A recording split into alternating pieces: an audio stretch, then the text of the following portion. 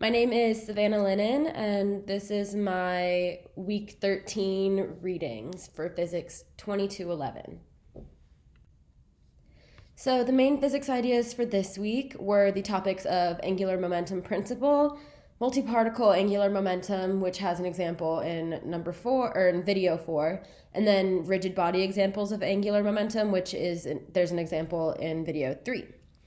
New information for me was pretty much everything. So, angular momentum principle, multi-particle angular momentum, and rigid body problems.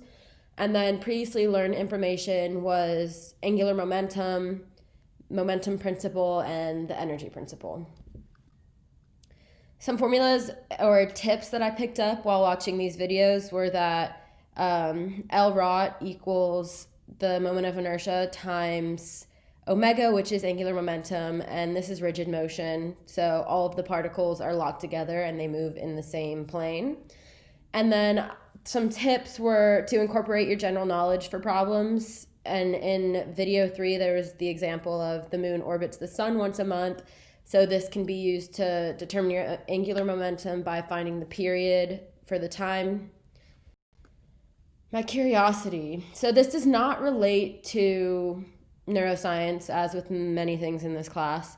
I found it very cool, however, that you can apply the momentum principle in the context of rotation.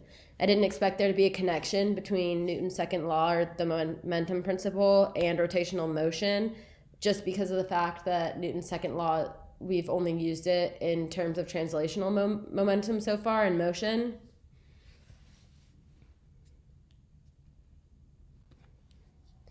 So, my most confusing or difficult topic this week was definitely the rigid body concept. Because even after watching the videos, I was still a little bit iffy on it and don't know if I could implement it myself in a problem. But I did do some research outside of these videos and found a few YouTube videos that were very helpful. And they kind of just went through problems and helped explain it a little better. And hopefully going forward and having the lectures will also help me better comprehend this as well.